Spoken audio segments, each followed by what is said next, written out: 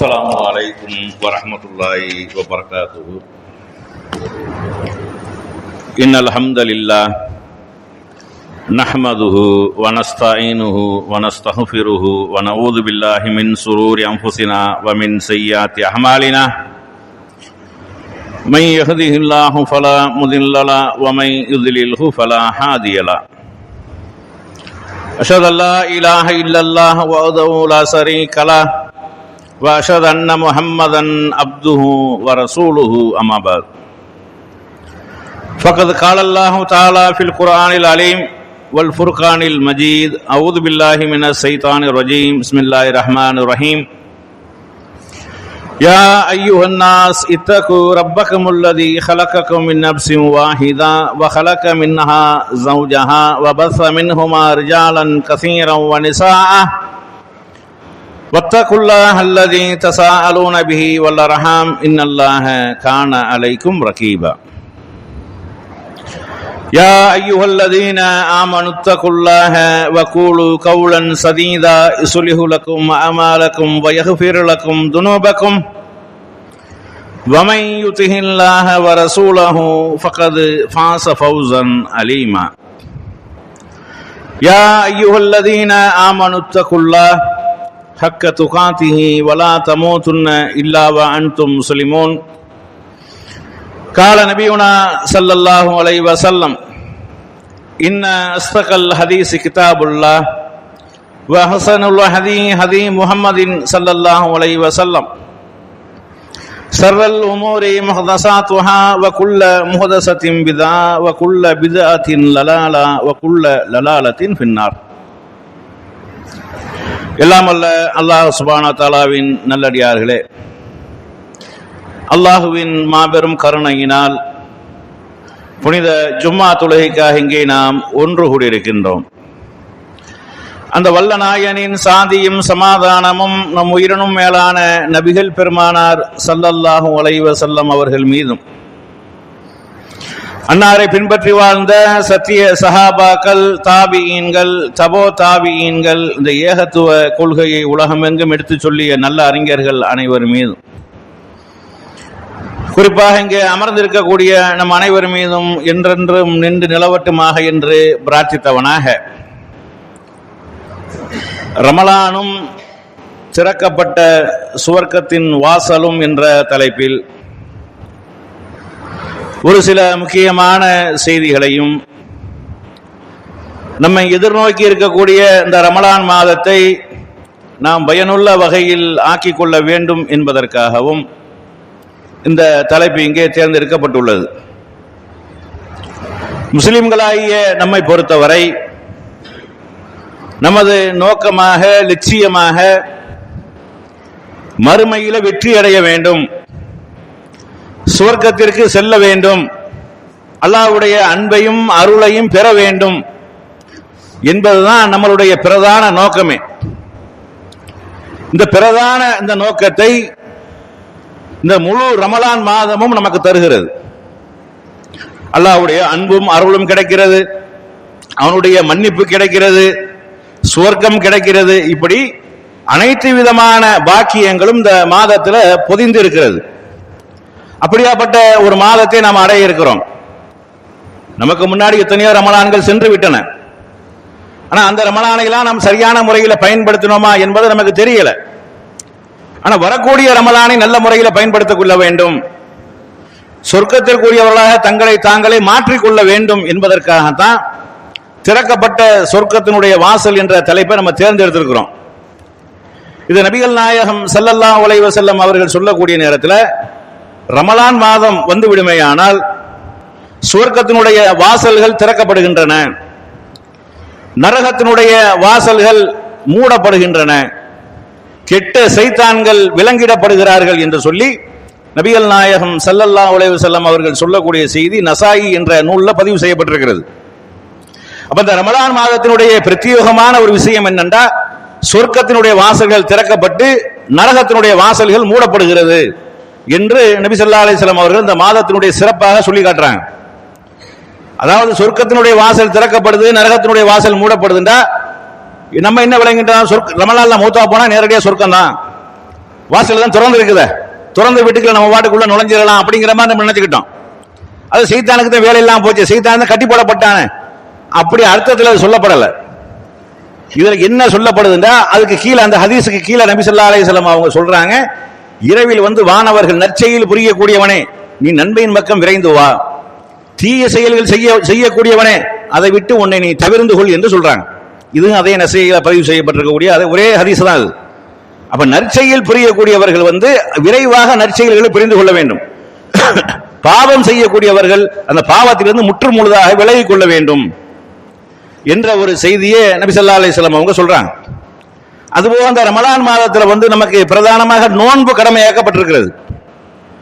இந்த நோன்புடைய நோக்கத்தை நாம சரியான முறையில் விளங்கி நம்ம செயல்பட்டாலே, அந்த நோன்பு மூலமாக அல்லாஹ் எதை நாடுகிறானோ, எதை பெற வேண்டும் என்று அல்லாஹ் விரும்புகிறானோ அதை நாம் பெற்று விட்டாலே சொர்க்கம் என்பது உறுதி. இந்த நோன்பை கொண்டு அல்லாஹ் நமக்கு என்னத்தை நாடுறான், என்ன நம்ம இடத்தில் எதிர்பார்க்கிறான், எது நம்ம பெற்றுக்கொள்ள வேண்டும் அல்லாஹ் ஆசைப்படுறான் என்றால் அல்லாஹ்வை அஞ்சி வாழக்கூடியவர்களாக மாற வேண்டும். இதுதான் அந்த நோம்பினுடைய பிரதான நோக்கமே, வேற ஒரு நோக்கம் கிடையாது. இங்க பட்டின கிடக்கணும் என்பதோ, தாகமா இருக்கணும் என்பதோ, மனைவி மக்களோட சந்தோஷமா இருக்கக்கூடாது என்பதோ அல்லாஹ்வுடைய நோக்கம் இல்லை.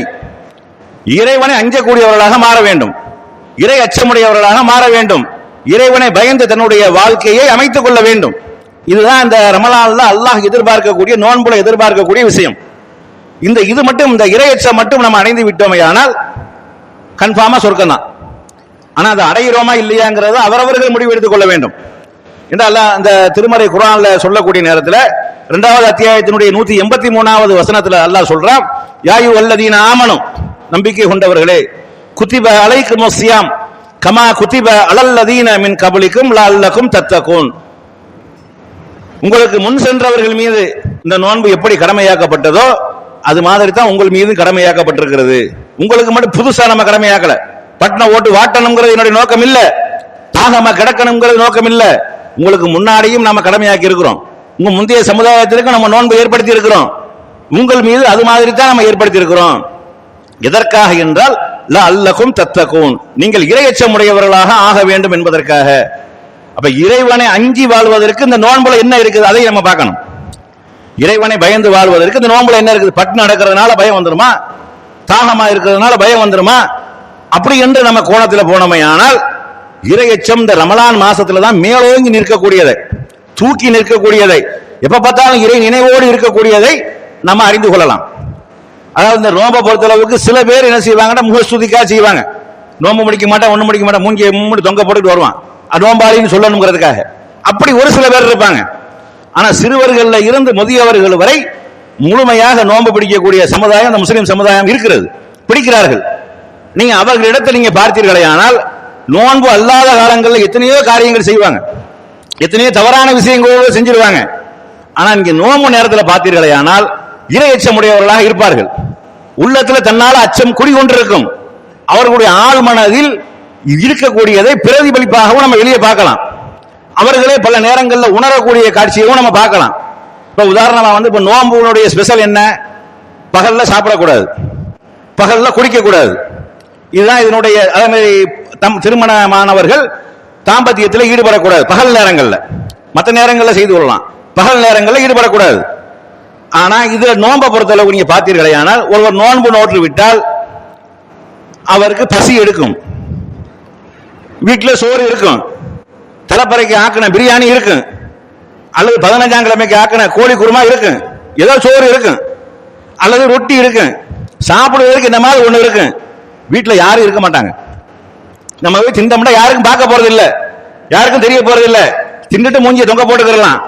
அப்படியான நிலையில கூட எந்த ஒரு முஸ்லீமும் நோன்பு நோற்றவர்கள் சாப்பிட மாட்டார்கள்.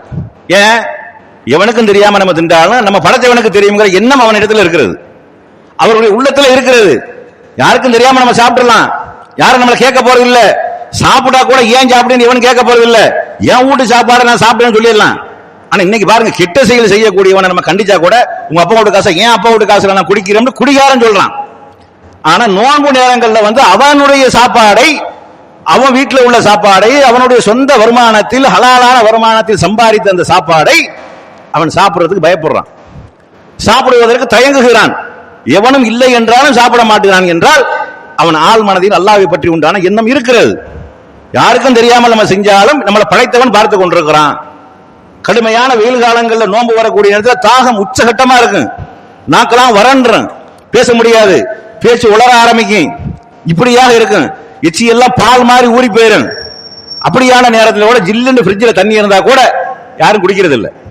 குடிச்சாலும் எவனும் கேட்க முடியாது என்ற நிலையில் இருந்தால் கூட அவன் குடிப்பதிலிருந்து தவிர்த்து கொள்கிறான் என்றால் அவனுடைய உள்ளத்தில் இருக்கக்கூடிய இறை அச்சம் தானே. இறைவனை பற்றி உண்டான அச்சம் பயம் என்பது தன்னால வருதா இல்லையா? தன்னுடைய அழகான கட்டிய மனைவி பக்கத்தில் இருக்கக்கூடிய நேரத்தில் தள்ளி வைக்கிறான், எட்டி உட்காருங்கிறான். ஏன் சொல்றான்? அல்லாஹ் நமக்கு தடுத்து இருக்கிறான். நீங்க நல்லா பாருங்க, இந்த தடுத்த விஷயம் அனையுமே மற்ற நேரங்களில் ஹலாலாக்கப்பட்ட விஷயம். அல்லாஹ் நோம்புள்ள பகல் நேரங்களில் எதையெல்லாம் தடுத்து இருக்கிறானோ அதெல்லாம் மற்ற எல்லா காலங்களிலும் அனுமதிக்கப்பட்ட விஷயம். சாப்பாடு என்பது எப்ப வேண்டாலும் சாப்பிடலாம், விரும்பிய நேரத்தில் சாப்பிடலாம். ஒரு நாளைக்கு 7 வேளை சாப்பிட்டாலும் யாரும் கேட்க முடியாது.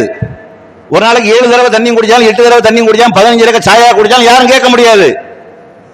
அது அவர்களுடைய உரிமையை பொறுத்தளவு, உரிமையை பொறுத்தது. ஆனா ரமலான்ல அல்லாஹ் அதையும் நமக்கு தடை செஞ்சிருக்கிறான். அப்ப ஹலாலான ஒரு விஷயத்தை கூட எனக்கு கட்டுப்பட வேண்டும் என்பதற்காக அல்லாஹ் தடை செய்திருக்கிறான். அவனுக்கு நம்ம கட்டுப்படுகிறோம். செய்த மீறி செய்தால் அல்லாஹ் தண்டிப்பான், மறுமையில கேட்பான் என்ற எண்ணம் நம்முடைய ஆள் மனதில் இருக்கிறது. ஆனா இது ரமலானோட போயிடக்கூடாது. இறையச்சம் என்பது ரமலான்ல பெற்ற இறையச்சம் என்பது ரமலானோட போச்சுன்னு வைங்க, பழைய உருடி கதவை தொடடிந்தா பிரயோஜனமே இல்லை. அது தொடர வேண்டும், அது ஒரு விஷயம். ஆனா அந்த இறையச்சத்தை நீங்க முழுமையாக பெற்றுக்கொண்டால் எந்த நேரத்திலையும் அல்லாஹ் பற்றி உண்டான எண்ணம், தவறுகள் செய்யக்கூடிய நேரத்தில் யாருக்கும் தெரியாமல் நம்ம தவறு செய்தாலும், யாரும் நம்மளை பார்க்கவில்லை என்றாலும், யாரும் நம்மளை கேள்வி கேட்க முடியாது என்று இருந்தாலும் நம்மை படைத்த ஒருவன் கண்காணித்துக் கொண்டிருக்கிறான். பல செக்யூரிட்டி கேமராக்கள் மூலமாக அல்லாஹ் கேமரா பண்ணி கொண்டிருக்கிறான். நாளைக்கு மறுமையில் அத்தனையும் போட்டு காட்டி விடுவான் என்ற அந்த எண்ணமும் அச்சமும் நம்ம உள்ளத்தில் வந்து விடுமையானால் அதுதான் இறையச்சம். இது வந்து விட்டா என்ன? இது வந்து விட்டா என்னங்கிறது அல்லாஹ் வேற ஒரு வசனத்தில் சொல்றான். வசாரிவு, நீங்கள் விரைந்து வாருங்கள் கூப்பிடுறான். வேகமா ஓடியாங்க. எதுக்கு வேகமா ஓடியாங்க? நம்ம வேகமா ஓடியாங்க எதுக்கு கூப்பிடுவோம்? எங்க பஞ்சாயத்தாய் போனா கூப்பிடுவோம், டே வேகமா வாங்கடா அப்படின்னு எங்க கூப்பிடுவோம்? பஞ்சாயத்தானா கூப்பிடுவோம். அதாவது யாரு வீட்டியா சோறு போட்டாங்கன்னு வைங்க, மாப்பிள்ள அங்க தடப்புடலா இருக்குது வேகமா வா அப்படின்னு சொல்லிட்டு அதுக்கு தான் நம்ம கூப்பிடுவோம். ஆனா அல்லாஹ் எதுக்கு கூப்பிடுறான்? வசாரிவு, விரைந்து வாருங்கள், இலா மஹ்ஃபிரத்தின் ரப்பிஹிம் ஜன்னத்தின் அருள்ஹ சமாவாதி வல் அருள் உஇத்தத்தில் முத்தகீன். நீங்கள் வானம் பூமியை விட விசாலமாக இருக்கக்கூடிய சுவர்க்கத்தின் பக்கமும் உங்கள் இறைவனுடைய மன்னிப்பின் பக்கமும் நீங்கள் விரைந்து வாருங்கள். அது இறையச்சம் உடையவர்களுக்காக சொர்க்கம் தயாரிக்கப்பட்டிருக்கிறது. உஇத்தத்தில் முத்தகீன், முத்தகீன்களுக்காக, இறையச்சம் உடையவர்களுக்காக, தக்குவாதாரிகளுக்காகவே அந்த சொர்க்கம் தயாரிக்கப்பட்டிருக்கிறது. அதை நோக்கி நீங்கள் விரைந்து வாருங்கள். அப்ப உண்மையிலேயே இந்த நோன்புல நீங்கள் இறை அச்சத்தை பெற்றுக் கொண்டால், இறைவனை பற்றி உண்டான பயத்தை நீங்கள் ஏற்படுத்திக் கொண்டால், எந்த நேரமும் இறை நினைவோடு இருந்தால், நல்லது செய்யும் போதெல்லாம் இறைவன் நன்மை தருவான் என்ற எண்ணத்தோடு இருந்தால், தீமை செய்யும் போதெல்லாம் இறைவன் நம்ம தீமையிலிருந்து விலக வேண்டும், இல்லை என்றால் இறைவன் தண்டிப்பான் என்ற எண்ணத்தோடு நீங்கள் இருந்தால் நீங்கள் இறையச்சமுடையவர்களாக ஆகிவிடுவீர்கள். இது உங்களிடத்தில் தொடர்ந்து இருக்கக்கூடிய நேரத்தில் உங்களுக்கு மரணம் வந்து விடுமையானால் நீங்கள் சொர்க்கத்திற்கு வாரிசுதாரர்களாக, உரிமைதாரர்களாக மாறிவிடுவீர்கள். இதை விட வேற என்ன வேணும்?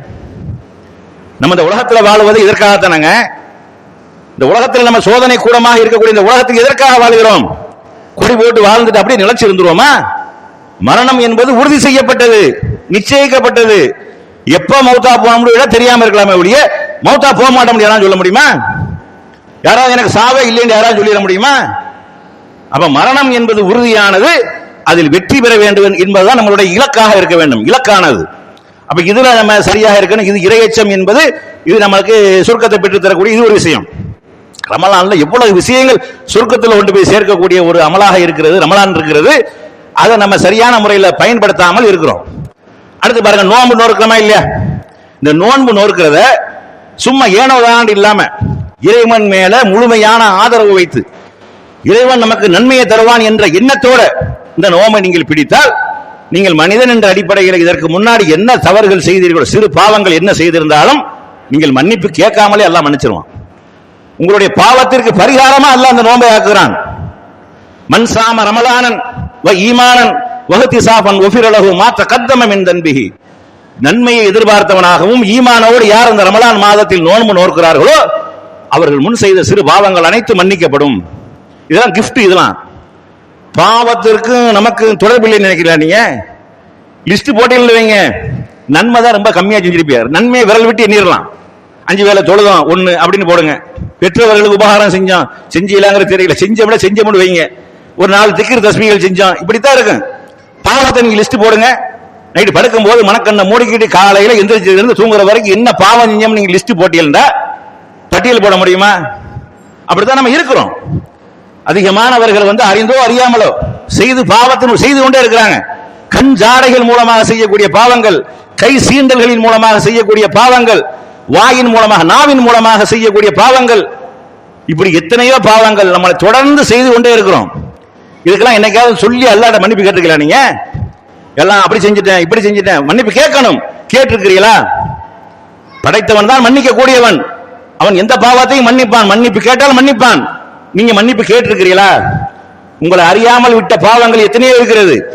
அதெல்லாம் நாளைக்கு மறுமையில் லிஸ்டாக வரக்கூடிய நேரத்தில் அப்படியே அலற அடித்து ஓடுவார்கள். கெட்டவர்கள் சம்பந்தமாக, காபிர்கள் சம்பந்தமாக அல்லாஹ் சொல்லி காட்டுறான். யா வைலத்தனா, எங்களுக்கு ஏற்பட்ட நாசமே, மாலி ஹாதல் கிதாப், இது என்னடா இது புஸ்தகம், லா யுகாதிரு சகீரத்தன் வலா கபீரத்தன் இல்லா ஹசாஹா, எந்த ஒன்றையும் விட்டு வைக்காமல் அத்தனை முழுசாக இருக்கிறது, பெருசு சிறுசு எதுவும் இல்லாமல் எல்லாம் எழுதப்பட்டிருக்கிறது, வரையப்பட்டிருக்கிறது. இது என்னடா புஸ்தகம் என்று நாளைக்கு மறுமை நாள்ல நரகவாசிகள் கேட்பார்கள் சொல்றாங்க. சொர்க்கவாசிகளுக்கு பதிவு செய்யப்பட்டிருக்கு, நன்மைகளா இருக்கும். கெட்டவர் அவன் ஆச்சரியப்பட்டு போவான். என்னடா இது, முக்குக்குள்ள போனது இருக்குது, அங்க போனது இருக்குது, அப்படி செஞ்சது இருக்குது, இப்படி செஞ்சது இருக்குது, ஏறி குதிச்சது இருக்குது, திருடுனது இருக்குது, என்ன செஞ்சோமோ அம்புட்டு இருக்குது. என்ன புஸ்தகம் இது? ஒவ்வொருத்தனுக்கும் அவனுக்கு ஏடுகள் வழங்கப்படுமா இல்லையா? பதிவேடுகள். இன்னைக்கு ஒரு குற்ற வழக்கில் சார்ஜிட்டு போடுறாங்களா இல்லையா? 500 பக்கம் 600 பக்கம் சார்ஜிட்டு போடுறாங்க. இந்த மாதிரி அல்லாஹ் ஒவ்வொருத்தருடைய வாழ்நாளில் அவன் சந்தித்த ஒவ்வொரு மைக்ரோ வினாடிகள் அத்தனையும் அங்க நிற்கும், அந்த புத்தகத்தில் இருக்கு. நீ தூங்கும் போது அது உயர்த்தப்பட்டுரும், தூங்கும் போது கணக்கில் வராது. பைத்தியத்துக்கு கணக்கில் வராது, பருவ வயது அடையாதவர்களுக்கு கணக்கு வராது. அது அல்லாம அத்தனை பேருடைய லிஸ்டுகளும் அத்தனை மைக்ரோ வினாடிகளும் பதிவு செய்யப்பட்டிருக்குமே. அவ்வளவு பாவங்கள் செய்திருக்கிறோமே, செய்திருப்பார்களே, இதுக்கு நம்ம மன்னிப்பு கேட்டிருக்கிறோமா? அதற்காக இந்த ரமலான் நமக்கு ஒரு பாவ பரிகாரமாக, குற்ற பரிகாரமாக அல்லாஹ் ஆக்கி வச்சிருக்கான். நாம் செய்த பாவத்திற்கு பரிகாரமாக நாம் மன்னிப்பு கேட்காமலேயே மன்னிக்க. பெரிய பாவங்கள் நமக்கு தெரியும், திட்டமிட்டு செஞ்சது பெரிய பாவங்கள் நமக்கு தெரியும், சொல்லி மன்னிப்பு கேட்டுருங்க. உங்களை அறியாமல் நிகழ்ந்த எத்தனையோ பாவங்கள் இருக்குமே. ஒரு வெள்ளை சட்டையில சின்ன சின்ன கரும் புள்ளியெல்லாம் வச்சிருக்கோம். ஒரு புள்ளி இருக்கும்போது ஒன்றும் தெரியாது. ஒரு நாளைக்கு 50 புள்ளி வைங்க, இப்படி வச்சுல என்ன ஆகிறது? கடைசி அதுக்கு போய் வெள்ளை சட்டைன்னு சொல்லுவாங்களா? அப்படி பாவ கரைகள் ஏறி போய் முழு சட்டையும் கருப்பா போயிடும். இப்படி நிற்கும். பெரும் பாவங்கிறது என்னது? ஒரு முத்திரை ஊத்துற மாதிரி அது பளிச்சுன்னு தெரியும். அந்த மாதிரி பெரும் பாவங்கள் செய்திருந்தமையானால் அதுக்கு நம்ம அறிந்தோ அறியாமல மன்னிப்பு கேட்டுருவோம். தேர்ந்தெடுக்கக்கூடிய நேரத்தில், இறைவனை பற்றி உண்டான பயம் வந்திருக்கக்கூடிய நேரத்தில், ஏல இந்த மாதிரி நான் தவறு செய்து விட்டேன், இந்த மாதிரி விபச்சாரம் செய்து விட்டேன், இந்த மாதிரி திருடி விட்டேன், இந்த மாதிரி கொலை செஞ்சுட்டேன், கொள்ளை அடிச்சேன், மைக்கு போட்டக்கூடாது. நம்மளா நல்ல இறைவன்ட்ட முறையிட்டு சஜிதாவில் இறந்து கேட்கணும், மன்னிச்சிருவான். இணை வைத்து விட்டேன், அதையும் மன்னிப்பான். எல்லாம் நான் உனக்கு இணை கற்பித்து விட்டேன், உனக்கு நிகராக செத்து போனவர்களை ஆக்கி விட்டேன், உனக்கு நிகராக குடிமரத்தை ஆக்கி விட்டேன், உனக்கு நிகராக சிலைகளை ஆக்கி விட்டேன், உனக்கு நிகராக இந்த மாதிரி சூரியன் சந்திரனை நான் கடவுளாக கருதி கொண்டேன், நான் இதிலிருந்து தௌபா செய்கிறேன், மீளுகிறேன், உன்னை தவிர வணக்கத்திற்குரியவன் யாரும் இல்லை, நான் உன்னிடத்தில் சரணடைகிறேன் என்று சொல்லி மன்னிப்பு கேட்டால் அதையும் எல்லாம் மன்னிப்பான்.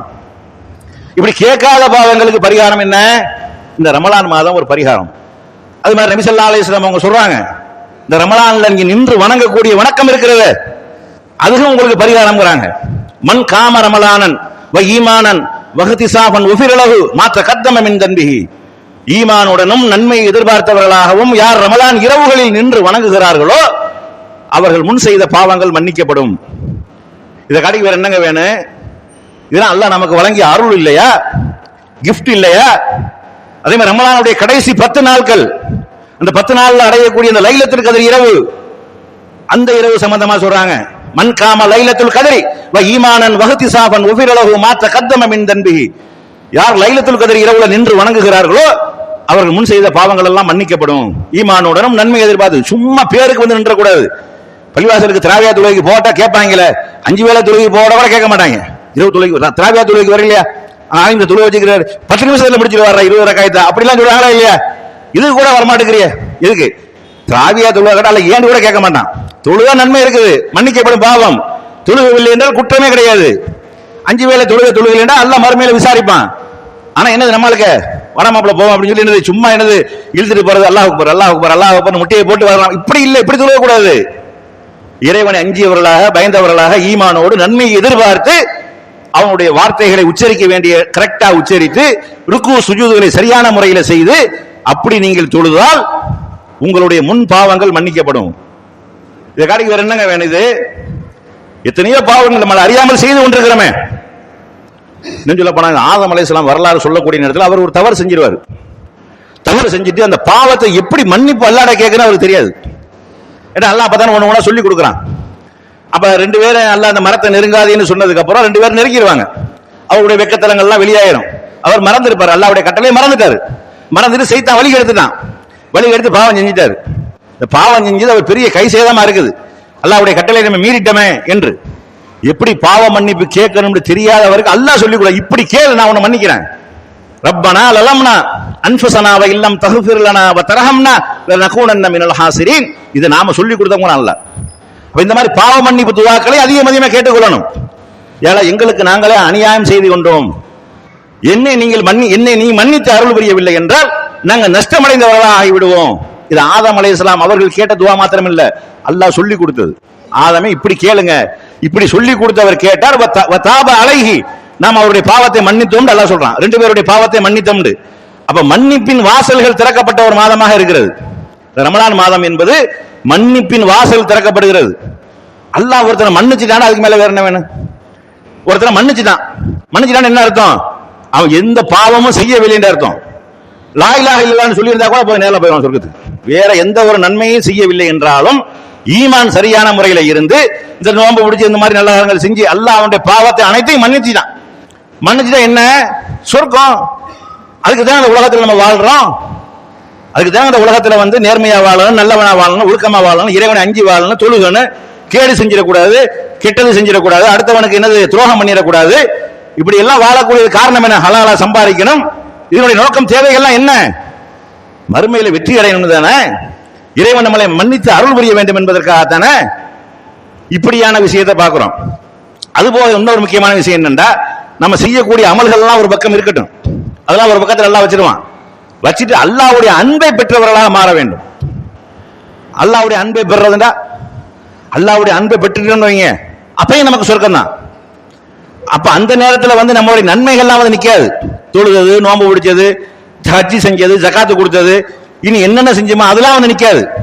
இது ரசூலுல்லாஹ் அழகா சொல்றாங்க, நீங்கள் உங்களுடைய அமல்களின் மூலமாக, வணக்க வழிபாடுகள் இபாதத்துகளின் மூலமாக சொர்க்கம் செல்ல முடியாதுங்கிறாங்க. அப்ப சஹாபாக்கள் கேட்கறாங்க, அல்லாஹ்வுடைய தூதரே நீங்களுமா அப்படின்னு. நீங்க வந்து எப்படி தொழுகிறிய, வணங்குறிய, எப்படி அஞ்சிரிய, பயப்படுறிய எல்லாம் எங்களுக்கு தெரியும். கால்கள் வீங்குற அளவுக்கு நின்று வணங்கி இரவு நேரங்கள்ல அல்லாஹ்வுக்கு அஞ்சு வாழ்வீர்கள், பயந்து வாழ்வீர்கள். பாவம் மன்னிப்புண்டா 100க்கு மேல கேட்பீங்க. இல்ல இதை எடுத்தால் நீங்க தான் முதல் தரத்தில் இருக்கிறீங்க. உங்களுடைய முன்பாவங்கள் பின்பாவங்கள்லாம் மன்னிக்கப்பட்டது வேற கேரண்டி வேற இருக்குது. அப்படியாப்பட்ட நீங்களுமா அப்படிங்கிற அளவுக்கு கேட்கிறாங்க. அல்லாஹ்வுடைய தூதரே, ஒருவர் தன்னுடைய அமல்களின் மூலமாக சொர்க்கம் செல்ல முடியாது என்றால் நீங்களுமா? ஆமா நானும் தாங்கிறாங்க. சொல்லிட்டு சொல்றாங்க, அல்லாஹ் தன்னுடைய இரகால், தன்னுடைய அந்த அன்பால், கருணையால் யாரை போர்த்தி கொண்டானோ அவர்களை தவிர. அப்ப அல்லாஹ் தன்னுடைய கருணையால் வேற போர்த்த வேண்டும். அல்லாஹ் யாருக்கு கருணை காட்டுகிறானோ, யாரை அல்லாஹ் நேசிக்கிறானோ, யாரை அல்லாஹ் விரும்புகிறானோ அவங்க தான் சொர்க்கத்துக்கு போக முடியும். வணக்க வழிபாடுகள் செய்யணும், அதுக்கு அது செய்யக்கூடாது இல்ல. அல்லாஹ் அன்பத்தான் அப்படி கேட்கறது இல்ல. அல்லாஹ்வுடைய அன்பையும் நேசத்தையும் எப்படி பெற வேண்டும் என்றால் அல்லாஹ்வும் அவனுடைய தூதரும் காட்டிய அடிப்படையில் நம்முடைய வணக்க வழிபாடுகளை அமைத்துக் கொள்ளணும். அவர்கள் சொல்லி தந்த அடிப்படையில் அமைத்துக் கொள்ளணும். எங்க முன்னோர்கள் சொன்னாங்க, எங்க பெரியார்கள் சொன்னாங்க, எங்க இமாம்கள் சொன்னாங்க, எங்க அவுலியாக்கள் சொன்னாங்க, அல்லாமா சொன்னாங்க, முல்லா சொன்னாங்க, போனியல் வைங்க, அதுக்கு அல்லாஹ்வுடைய அருள் கிடைக்காது, அது அல்லாஹ்வுடைய அன்பு கிடைக்காது. அதுல அல்லாஹ் வந்து உங்களை திருப்தி அடைய மாட்டான், உங்களை புரிந்து கொள்ள மாட்டான், உங்களை அவன் நேசிக்க மாட்டான். அல்லாஹ் நம்மளை நேசிப்பதற்கு அவன் ஒரு வழிமுறையை சொல்லித்தரான். குல் நபியே நீங்கள் சொல்லுங்கள், இன் குன்தும் துஹிப்பூன அல்லாஹ், நாம அல்லாஹ்வை நேசிக்க கூடியவர்களாக இருந்தால் நம்ம சொர்க்கம் போகணும், அல்லாஹ் நம்மளை அரவணைக்கணும், ஆதரவு செய்யணும், நம்முடைய பாவங்களை மன்னிக்கணும், நம்மளை சொர்க்கத்துக்கு அனுப்பணும் என்று நீங்கள் அல்லாஹ்வை நேசிக்க கூடியவராக இருந்தால் நபியை நீங்கள் சொல்லிவிடுங்கள், ஃபத்தபிஊனி, அல்லாஹ்வுடைய தூதராகிய என்னை நீங்கள் பின்பற்றுங்கள் சொல்லிருங்க. அல்லாஹ் நம்மளை நேசிக்கணும், அல்லாஹ் நம்மளை விரும்பணும் என்று இருக்குமே, விரும்ப வேண்டும் என்றால் ஃபத்தபிஊனி நீங்கள் சொல்லிவிடுங்கள், அல்லாஹ்வுடைய தூதராகிய என்னை நீங்கள் பின்பற்றுங்கள், வ யூபிபுக்குமுல்லாஹ், அப்பதான் அல்லாஹ் உங்களை நேசிப்பான். நீங்க அல்லாஹ்வை நேசிக்கிறீங்க, அது உண்மையாக இருந்தால், அதுல நீங்கள் உண்மையாளராக இருந்தால், அல்லாஹ்வுடைய தூதராகிய என்னை நீங்கள் பின்பற்ற வேண்டும். முழுக்க முழுக்க எனக்கு கட்டுப்பட்டு நடக்க வேண்டும். என்னுடைய வழிமுறையின் அடிப்படையில் நீங்கள் நடக்க வேண்டும். அப்படி நீங்கள் நடந்தால் அல்லாஹ் உங்களை விரும்புவான், அல்லாஹ் உங்களை நேசிப்பான். அப்ப அல்லாஹ் ஒருவரை நேசித்து விட்டால், இன்னைக்கு நம்ம அவுளியான்னு சொல்றோமா இல்லையா? இவர்கள்லாம் அல்லாஹ் நேசித்தவர்கள் நமக்கு தெரியாது, இருக்கவும் செய்யலாம், இல்லாமல் இருக்கலாம். ஆனா அல்லாஹ் யாரை நேசிச்சோம்னு சொல்றானோ அவங்க அவுளியா. அதுக்காக அவுளியாவை இல்லைன்னு சொல்லிடல. அல்லாஹ் குர்ஆன்ல சொல்றானா இல்லையா? அந்த நபியை சொல்றான், இல்ல நபிமார்கள் அனைவரையும் சொல்றான். லுக்மான் அலைஹிஸ்ஸலாம் அல்லாஹ் சொல்றான், துல்கர்னைனை பத்தி சொல்றான், மரியம் அலைஹிஸ்ஸலாம் பத்தி சொல்றான், மூசா அலைஹிஸ்ஸலாமுடைய தாயார் பத்தி பேசப்படுது. இப்படி குர்ஆன்ல சொல்லப்படக்கூடிய அத்தனை பேர்களும் இறைநேசர்கள், நல்லவர்கள். அதுக்காக சாமிரின்னு கேட்டக்கூடாது, அவன் கெட்டவன் சொல்லப்படுது, பிறவன் கெட்டவன் சொல்லப்படுது. குர்ஆனில் சொல்லக்கூடிய நல்லவர்கள் யாரை சொல்லப்படுதோ அவர்கள் எல்லாம் அல்லாஹ்வுடைய நேசர்கள். அது மாதிரி நபிகள் நாயகம் ஸல்லல்லாஹு அலைஹி வஸல்லம் அவர்கள் யாரை சொர்க்கவாசிகள் என்று சொன்னார்களோ அவர்கள் எல்லாம் நேசர்கள். அதே மாதிரி யாரை அல்லாஹ் பொருந்தி கொண்டான் என்று சொன்னானோ அவர்கள் எல்லாம் நேசர்கள். அவர்களை தவிர நம்ம யாரையும் சொல்ல முடியாது. நம்மளாம் உண்டாக்கி வச்சிருக்கோம், அவர் அவுலியா, இவர் அவுலியா, அவர் தான் அவுலியாக்களுடைய தலைவர், உலக அவுலியாக்களுடைய தலைவராக அவர் இருக்கிறாரு, தமிழ்நாட்டு அவுலியாக்களுடைய தலைவராக இவர் இருக்கிறாரு. இப்படி நம்மளா பிரிச்சு வச்சிருக்கிறோம். உண்மையிலேயே அல்லாஹ்வால் உத்தரவாதம் கொடுக்கப்பட்ட, அல்லாஹ்வால் நேசிக்கப்பட்டவராக நமக்கு தெரியாது. இருக்கவும் செய்யலாம், இல்லாமல் இருக்கலாம். அது நாளைக்கு மறுமையில முடிவு செய்ய வேண்டியது. அது நம்ம சொல்லக்கூடிய அதிகாரம் கூட கிடையாது. இவர் அல்லாஹ் சொர்க்கவாசி, இவர் அல்லாஹ் இவரை நேசிச்சுதான், உண்மைதான் அப்படி சொல்ல முடியுமா? ஒரு கணவன் மனைவியை நேசிக்கிறத சொல்ல முடியாது, ஒரு மனைவி கணவனை நேசிக்கிறத கூட சொல்ல முடியாது. உள்ளம் சம்பந்தப்பட்ட விஷயம் அப்படியான ஒரு சீக்கிரட், அது அல்லாஹ் யாருக்கும் திறந்து காட்டல. திறந்து காட்டினான்னு வைங்க, உள்ளத்துல நினைக்கிறதெல்லாம் ஓப்பனா வாய் வெளியே தன்னால வெளியே வருது வைங்க, ஒருத்தன் உசுரோட வாழ முடியாது. அப்படி பஞ்சாயத்து ஆகி போயிடும். ரெண்டு பேர் பக்கத்துல உட்காத்துல இருப்பாங்க, அவனை பத்தி இவன் நினைச்சுக்கிட்டு இருப்பான், திட்டிக்கிட்டு இருப்பான், அவன் இவனை திட்டிக்கிட்டு இருப்பான். இது தன்னால வாய் வெளியே வந்துச்சுன்னு வைங்க, ரெண்டு பேரும் ஒன்னா உட்காந்துருப்பாங்களா? ரெண்டு பேத்துக்குள்ள அன்பு பாசம் இருக்குமா? அது கணவன் மனைவி ரெண்டு பேர் இருப்பாங்க, ஜாலியா பேசி சிரிச்சுக்கிட்டு இருப்பாங்க, உள்ளக என்ன ஓடிக்கிட்டு இருக்கிறது யாருக்கும் தெரியாது. அப்படி தெரியுமே ஆனால் கணவனுடைய உள்ளத்துல இருக்கிறதா மனைவிக்கு தெரியுது வைங்க, மனைவியுடைய உள்ளத்துல இருக்கிறதா கணவனுக்கு தெரியுது வைங்க. யாராலும் புருஷன் முண்டாட்டியா இருப்பாங்களா? இருக்க மாட்டாங்க. ஏன்? மனிதன் அப்படிதான். அது அல்லாஹ் குற்றமும் பிடிக்க மாட்டான். உள்ளத்துல ஓடக்கூடிய ஊசலாட்டங்களை பொறுத்தளவுக்கு அது வாய் வெளியே வரவில்லை என்றால் அது அல்லாஹ் பாவமாக கருத கூட மாட்டான். அதனாலதான் அல்லாஹ் அப்படி ஆக்கி வச்சிருக்கிறான். அப்ப இப்படியாப்பட்ட ரப்புல் ஆலமீன் நம்மளை நேசிக்க வேண்டும் என்றால், நம்மளை நேசிக்கிறான் என்றால் அல்லாஹ்வுடைய தூதரை பின்பற்றணும். உங்களுடைய வணக்க வழிபாடு, தொழுகையா இருக்கட்டும், நோம்பா இருக்கட்டும், ஜகாத்தா இருக்கட்டும், ஹஜ்ஜா இருக்கட்டும், எந்த வணக்கமாக இருக்கட்டும், அந்த வணக்கத்துல என்னுடைய தூதர் எப்படி செஞ்சிருக்கிறாங்க, என்னுடைய தூதர் எப்படி வழிமுறையை காட்டியிருக்கிறார்கள், எதன் அடிப்படையில் என்னுடைய தூதர் சொல்லி தந்திருக்கிறார்கள் என்ற அடிப்படையில் உங்களுடைய வணக்க வழிபாடுகள் செயல்பாடுகளை அமைத்துக் கொண்டால் அல்லாஹ் உங்களை நேசிப்பான். அல்லாஹ் உங்களை நேசிச்சுட்டு அப்புறம் என்ன? அதான தேவை. இறையச்சம், அது சொர்க்கம் இருக்குது, பாவ மன்னிப்பு சொர்க்கம் இருக்கிறது, அடுத்து அல்லாஹ்வுடைய நேசம், இப்படி பல கேட்டகரி இருக்கிறது. எல்லாத்தையும் அடையக்கூடிய ஒரு வாய்ப்பாக இந்த ரமலான் இருக்கிறது. அல்லாஹ்வுடைய அன்பையும் அருளையும் நேசத்தையும் பெறக்கூடிய ஒரு மாதமாக இந்த ரமலான் மாதம் இருக்கிறது. அல்லாஹ்வுக்காக நம்ம பட்டினி அடக்கிறோம். சாப்பாடு இருந்தும், சாப்பிடுவதற்கு நமக்கு முடியும் சக்தி இருந்தும், இறைவன் சொல்லிவிட்டான் என்பதற்காக சாப்பிடாம இருக்கிறோம், இறைவன் தடுத்து விட்டான் என்பதற்காக குடிக்காம இருக்கிறோம். குடிக்கிறது அங்க போயிடக்கூடாது, அந்த குடி வேற, அது சைத்தானுடைய குடி. சும்மா சாதாரண தண்ணி குடிக்கிறது, சாப்பிட குடிக்காம தண்ணி குடிக்காம இருக்கிறோம். அது மாதிரி ஹலாலான மனைவியோட தாம்பத்தியத்தில் ஈடுபடாம இருக்கிறோம். இப்படி எல்லாம் இறைவனுக்காக கட்டுப்பட்டு, இதற்காக அவனுடைய அன்பை பெற வேண்டும் என்பதற்காக, அவனுடைய நேசத்தை பெற வேண்டும் என்பதற்காக. அப்ப இந்த வணக்க வழிபாடுகளை அல்லாஹ்வும் அவனுடைய தூதரும் காட்டிய அடிப்படையில் இந்த ரமலானில் இருந்தாவது என்ன செய்யணும்? நம்ம அமல்படுத்தணும். இதற்கு முன்னாடி அந்த மதுகபுல் அப்படி சொன்னாங்க, இந்த மதுகபுல் இப்படி சொல்லி இருக்கிறாங்க, அந்த இமாம் அலிம் சா அப்படி சொன்னாரு. எங்க ஊர் இமாமுக்கு தெரியாது, உங்களுக்கு தெரியுமா? தெரியாது. அவருக்கு தெரிஞ்சிட்டு போத ஆதாரம் என்ன? நம்மளை விட அதிகமா அறிஞ்சிட்டு போறாரு, தப்பு கிடையாது. எல்லாத்துக்கும் எல்லாம் தெரியும்னு சொல்லல, நம்ம விட அந்த இமாமுக்கு அதிகமா தெரியட்டும். அவர் செய்யக்கூடிய செயலுக்கு சான்று எங்க? ஆதாரம் எங்க? ஆதாரம் என்பது சோப்புல இருந்து எடுத்து கொடுக்கிறதா? இல்ல. வாயில வந்ததை சொல்றதா? இல்ல. ஆதாரம் என்பது அல்லாஹ்வுடைய வேதத்திலிருந்து காட்டணும், தூதருடைய வழிமுறையிலிருந்து காட்டணும். அப்படி காட்டி ஒரு அமலை செய்வார்களே ஆனால் நீங்க செய்யுங்க. ஆனா ஹதீஸை பொறுத்த அளவுக்கு சரியான செய்தி ஒன்று இருக்குது, அது வந்து அதை பேசுறோம்னா வேற மாதிரி போயிடும். அல்லாஹ்வுடைய தூதர் செய்தார்கள் தான் என்பது உறுதியாக தெரிந்து அதிலே ஹுக்கம் கொடுத்திருப்பாங்க. இது ஆதாரபூர்வமான செய்தி, இது ரசூலுல்லாஹ் சொன்னார்கள் என்பதில் வரக்கூடியவர் வந்து வீணா போனவர், பலவீனமானவர், இவர் ஒன்று கிடக்கவன்னு சொல்லக்கூடியவர், இட்டு கட்டப்பட்டவர், எல்லாரும் குறிப்பு இருக்குது, அடி குறிப்பு இருக்குது. அந்த மாதிரி செய்தியை செய்யக்கூடாது. அது ரசூலுல்லாஹ் செய்யல. ரசூலுல்லாஹ் செய்திருப்பார்களே ஆனால் சரியான அறிவிப்புல வந்திருக்கணும். அப்ப இது அடிப்படையாக கவனத்தில் ஒன்று நம்ம என்ன செய்யணும் இருக்கணும். அதுபோல் இதெல்லாம் அறிந்து கொள்வதற்கு மார்க்கத்தை முதல்ல தெரிஞ்சு கொள்ளணும். சும்மா தெரிஞ்சிட முடியுமா? குர்ஆனால நம்ம சமுதாயத்துக்கு தெரியல. இந்த ரமலான்ல இன்னொரு முக்கியமான சிறப்பு, குர்ஆன் அருளப்பட்ட மாதம், குர்ஆனை அருள்வதற்கு துவங்கிய மாதம்.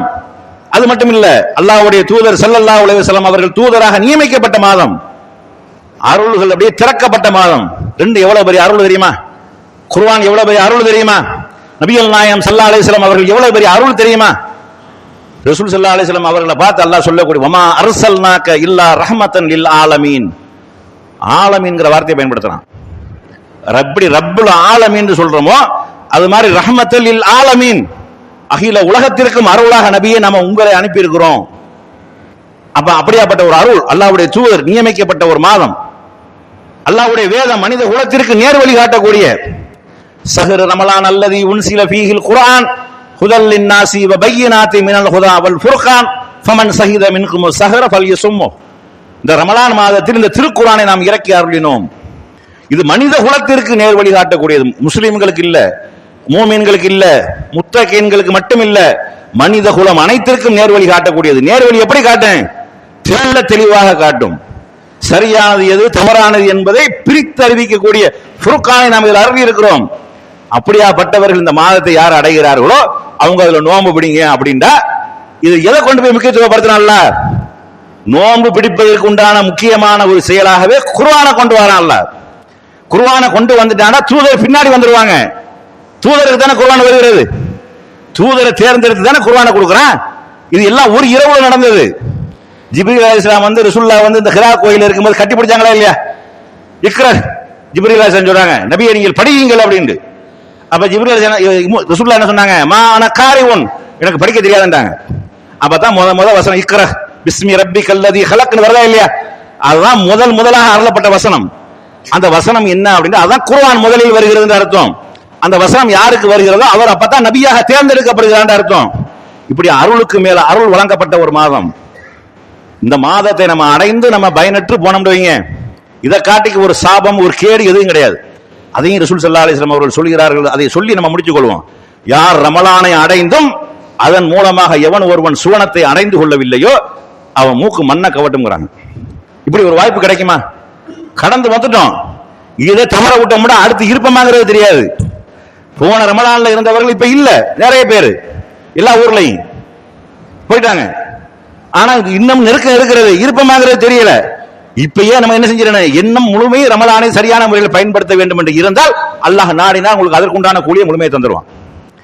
ரமலானை அடைந்து ரமலானின் மூலமாக நம்ம சுருக்கம் சொல்ல வேண்டும், அதுல சரியான வணக்க வழிபாடுகள் இபாதத்தில் செய்ய வேண்டும் என்ற உறுதியான ஈமான் எண்ணத்தோடு நீங்கள் இருந்து ரமலானை அடையாமல் மரணித்தாலும் அல்லாஹ் நாடினால் அதற்குண்டான கூலியை தந்துடுவான். அப்படி இருக்கணும், அடைந்து அதை பயன்பெறணும். ஒருத்தன் கையில வந்து ஒரு கிலோ தங்கம் கிடைக்குதுங்க வச்சுக்கிறோம், இதை வந்து சும்மா தூக்கி வேஸ்டா தூக்கி கீழே வீசி போயிட்டாங்க. இவனை காட்டி ஒரு பைத்தியக்காரன் யாரா இருக்கானா? இன்னைக்கு உள்ள விலை தங்க விலையில ஒரு தங்க கட்டி 1 கிலோ மதிப்புல இருக்குது. 1 கிலோ மதிப்புண்டா 1 கிலோ எவ்வளவு? பல கோடிக்கு போயிருச்சு. இன்னைக்கு 1 கிராம் லட்சத்தை தாண்டி போயிருச்சு, 1 பவுன் அப்படிங்கிற அளவுல போயிருச்சு.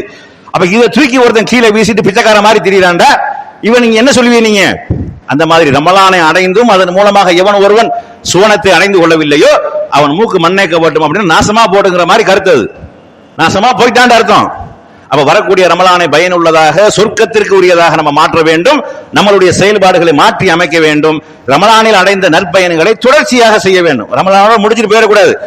ரமலான்லாம் அல்லாஹ் பாப்பாண்டா, மற்ற நேரத்தில் பார்க்க மாட்டான். அல்லாஹ் ரமலான்ல பாப்பாண்டா, ரமலானுக்கு பிரத்யேகமா ஸ்பெஷல் இருக்கா? அது நன்மைகள் விஷயத்துல கண்காணிப்பு எப்போதும் போலதான். அல்லாஹ் பாக்குறதுக்கு உண்டான செட்டிங் வச்சிருக்கானா இல்லையா? அல்லாஹ் தனியாக ஒருத்தனை கண்காணிக்கிறான். பிறடி நரம்புல ஒரு என்னது கண்காணிப்பு கேமரா வச்சிருக்கிறான். முன்னாடியும் பின்னாடி வானவர்கள் செட் பண்ணி இருக்கிறான். பேசக்கூடிய எழுதுறதுக்கு 2 தோல்ல 2 வானவர்கள் செட் பண்ணி இருக்கிறான். இப்படி பல வகையான கண்காணிப்புகளை ஏற்படுத்தி இருக்கிறான். அத்தனை திரட்டப்பட்டு தான் ஒரு புத்தகமாக கொண்டு வந்து நிப்பாட்டப்படும். அப்படி கொண்டு வந்து நிப்பாட்டப்படக்கூடிய நேரத்தில் நமக்கு வலது கையில வாங்கக்கூடிய ஒரு பாக்கியம் நமக்கு கிடைக்கணும். வலது கையில யார் வாங்குறார்களோ அவர் தான் சொர்க்கம் செல்வார்கள். இடது கையில வாங்குறவன், முதுகுக்கு பின்னாடி வாங்குறவன் நாசமா போயிடுவான், நரகத்துக்கு போயிடுவான். அப்ப இப்படி எல்லாம் நமக்கு இருக்கிறது. அதனால ரமலானில் இருக்கக்கூடிய அல்லாஹ் ரமலான் அல்லாத காலங்களில் இருக்கிறான். ரமலானை சரியான முறையில் பயன்படுத்தி அதனை தொடர்ந்து வரக்கூடிய மாதங்களிலும் நல்ல முறையில் வாழ்ந்து மரணிக்கக்கூடிய ஒரு பாக்கியத்தை அல்லாஹ் நம் அனைவருக்கும் தந்தருள் புரிவானாக என்று கூறி என்னுடைய முதல் உரையை நிறைவு செய்கின்றேன். வாஹிர் தவானா அனில் அல்ஹம்துலில்லாஹி ரப்பில் ஆலமீன்.